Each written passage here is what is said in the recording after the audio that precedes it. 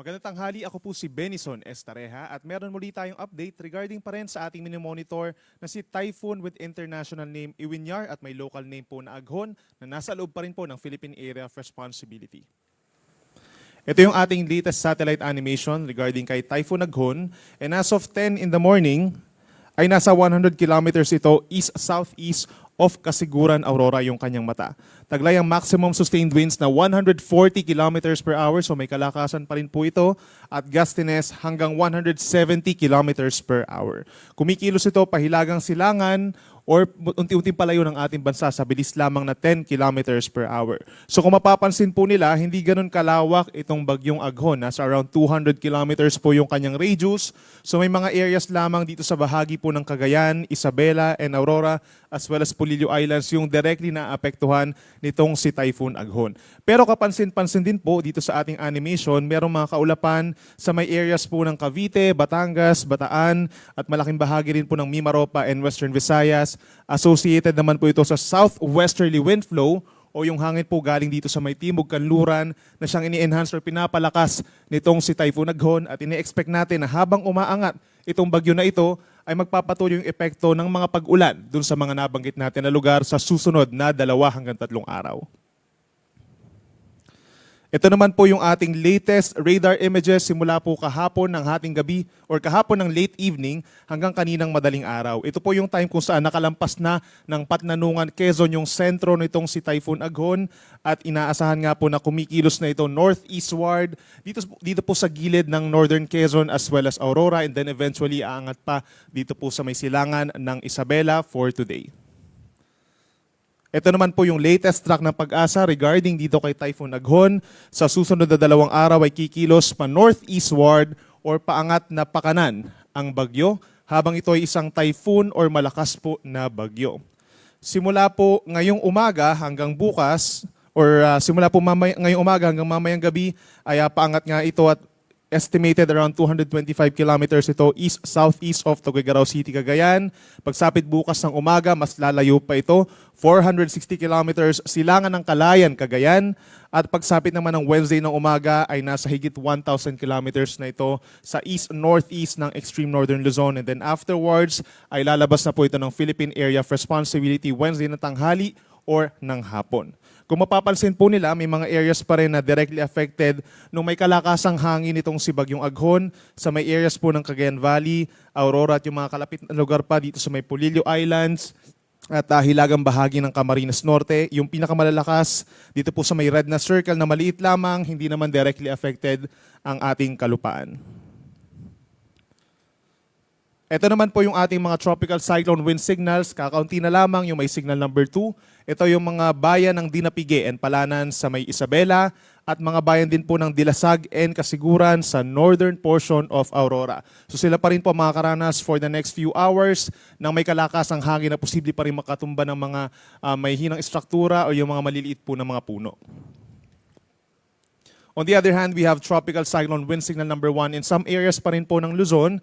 Kabilang na dyan ang northeastern and southern portions of Isabela, kabilang ng Divilacan, Jones, San Mariano, San Guillermo, Etiague, San Agustin, Ilagan City, Benito Soliven, Kawayan, Makunakon, Angadanan, and Nagilian.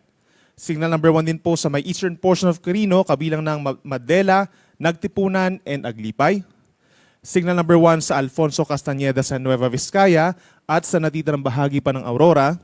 Signal number 1 pa rin po sa northern portion of Quezon. Ito yung mga bayan ng General Nakar, Infanta, Real at buong Polillo Islands. At signal number 1 pa rin sa may northwestern portion of Camarines Norte, Paracale, Vinsons, Jose Panganiban, and Kapalonga, kabilang na rin ang Calaguas Islands. So yung mga hindi natin nabagit na lugar for the rest of Luzon, dito sa may parteng kaliwa, ay tinanggal na natin yung tropical cyclone wind signal. So itong signal 1 and signal 2, makakaranas pa rin po ng mga pagbugso ng hangin ngayong araw. Inaasahan po yung mga areas na nasa coastal communities at yung mga upland and mountainous areas dito sa may mga kulay ay posibleng bahagyang mas mataas po yung may experience na hangin or mas malakas yung hangin, habang yung mga areas naman po na medyo sheltered or naka-covered po from mountains ay most likely po makakaranas ng mas mahinang hangin compared sa ine-expect po nila. Ito naman po yung ating naobserbahan, yung mga na-record na pag-ulan sa nakalipas po na 2 araw. Kung mapapansin po nila, nakasentro yung pag-ulan from May 25 hanggang May 26 ng umaga dito po sa probinsya ng Quezon at affected na rin po ng malalakas na ulan itong kalapit bayan or kalapit probinsya sa may Calabarzon as well as Bicol Region and Mimaropa. So sa Mulanay, Quezon po nakapagtala tayo ng 229 millimeters for a 24-hour period man lamang po yan noong nakaraang 2 araw. Habang simula po kahapon ng umaga hanggang kaninang umaga ay nagtala tayo ng halos 200 millimeters doon pa rin po sa aming bayan sa Tayabas City sa Quezon. So ibig sabihin, for a total of 420 millimeters sa loob lamang po ng 2 araw na itala po yung ulan na 2.5 beses po na mas malaki kumpara po sa normal na ulan sa Tayabas tuwing buwan po ng Mayo. At ito po ay dahil directly kay Bagyong Aghon. Sinundan iyan ng mga pag-ulan dito sa may Mulanay nga with 229 na mas mababa naman po nitong nakalipas sa 24 oras. Pangatlo sa Alabat, pang-apat sa Infanta at pang-5 sa Tanay noong Sabado. And kahapon po hanggang kaninang madaling araw, after Tayabas sa Infanta Quezon po tayo nakapagtala tayo ng 147 millimeters na dami ng ulan. Sinundan niya ng Aurora, Kasiguran, and Baler, parehong almost 91 millimeters na ulan. Ito po ay moderate rains. At pang-5 pa rin sa Tanay with higit 80 millimeters po na dami ng ulan. So mga moderate to heavy rains din po yan. Ina-expect natin sa mga susunod na araw, hindi na tayo makaka-experience po ng ganito karaming ulan. At maaaring yung mga areas po na maaaring maapektuhan na yung mga areas na merong southwest wind flow. So ito po yung Mimaropa, Western Visayas, at kanlurang bahagi po ng Luzon kabilang ng Zambales, Bataan, Batangas, Cavite, even Metro Manila, possible po na magkaroon tayo ng mga light to moderate rains sa mga susunod pa na araw habang lumalayo itong si Typhoon Aghon po. So ito na nga po yung ating ina-expect na ulan sa susunod na 2 araw. For today, pinakamaapektuhan ng 50 to 100 millimeters na dami ng ulan. So mga light to moderate with the times heavy rains po yan. Occidental Mindoro, Palawan, Antique, Iloilo, Guimaras, and Negros Occidental. So sa mga nagtatanong po sa mga residente natin dyan, hindi po yan dahil kay Bagyong Aghon, kundi dahil sa southwest wind flow. Habang bukas, may mga pag-ulan pa rin tayo, Occidental Mindoro, buong Palawan, kabilang yung mga isla po sa may Kalayaan, Cuyo, and Calamian, at buong Western Visayas pa rin po posible yung mga pag-ulan. So as a consequence po, possible pa rin tayo magtaas ng mga rainfall advisories and heavy rainfall warnings dito sa mga nabanggit na lugar. Habang ang Metro Manila, itong malaking bahagi po ng Calabarzon, lalo na ang Cavite and Batangas, plus Zambales, Bataan area and Ilocos Region, meron tayong mga kalat-kalat na ulan and thunderstorms simula po ngayon hanggang sa susunod pa po na 3 araw. Kaya mag-ingat pa rin po sa mga pagbaha at pagguho ng lupa. Yung pagbaha natin, mataas pa rin ang chance.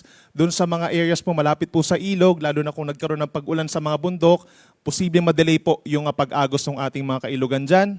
Possible din sa mga low-lying areas, yung mabababang lugar, mga pagbaha, mga urban flooding po na tinatawag, at yung landslides possible pa rin sa mga mountainous areas kahit po nakalampas na itong si Bagyong Aghon. As for our gale warning or yung mga sea travel suspensions po natin, posible pa rin yan dahil,